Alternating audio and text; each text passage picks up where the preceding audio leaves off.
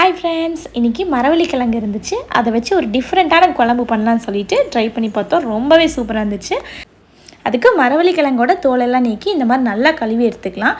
இப்போ இதை 3 பீஸாக கட் பண்ணி நம்ம குக்கரில் சேர்த்து வேக வச்சு எடுத்துடலாம். ஒரு 3 விசில் விட்டால் போதும். இன்னொரு பக்கம் நம்ம கடாயில் எண்ணெய் சேர்த்துக்கலாம். எண்ணெய் காஞ்சதும் கடுகு சேர்த்துக்கலாம். அது கூடவே பட்டை, கிராம்பு, ஒரே ஒரு ஸ்டார் பூ சேர்த்துக்கலாம். இப்போது பெரிய வெங்காயம், ஒரு பெரிய சைஸ் வெங்காயத்தை பொடி பொடியாக கட் பண்ணி சேர்த்துக்கலாம். அது கூடவே உப்பு சேர்த்து நல்லா வணக்கி விட்டுறலாம்.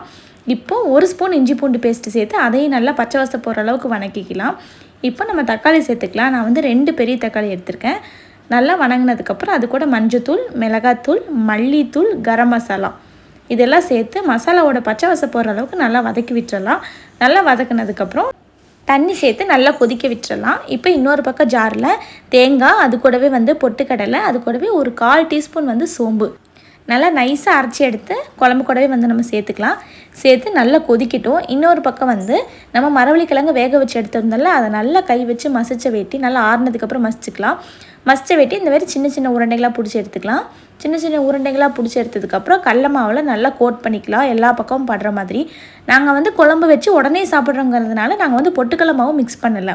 நீங்கள் கொஞ்சம் நேரம் கழித்து சாப்பிடுவீங்க அப்படின்னா கொஞ்சமாக இந்த கிழங்கு கூட பொட்டுக்கடலை மாவு சேர்த்துக்கோங்க. அப்போ இன்னும் கொஞ்சம் நேரம் உருண்டை கரையாமல் இருக்கும்.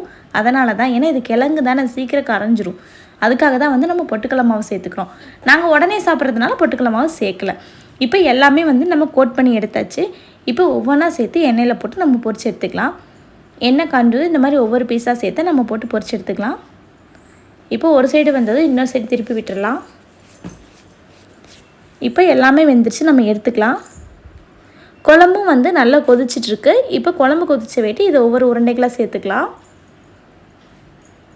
இப்போ எல்லா உருண்டைகளும் சேர்த்துனதுக்கப்புறம் ஃபைனலாக கொத்தமல்லி தழை தூவி இறக்குனா நம்மளோட மரவள்ளிக்கிழங்கு குழம்பு சூப்பராக ரெடி ஆயிடுச்சு. டேஸ்ட் ரொம்ப சூப்பராக இருந்துச்சு. டிஃப்ரெண்ட்டான குழம்பும் கூட. மறக்காமல் ட்ரை பண்ணி பார்த்துட்டு எப்படி இருந்துச்சுன்னு சொல்லிட்டு கமெண்ட் பண்ணுங்கள். எப்போவுமே ஒரே மாதிரி குழம்பு சாப்பிட்றதுக்கு போர் அடிக்கும். இது கொஞ்சம் வித்தியாசமாக இருக்குது, ட்ரை பண்ணி பாருங்கள். வாங்க டேஸ்ட் எப்படி இருக்குன்னு பார்த்துடலாம்.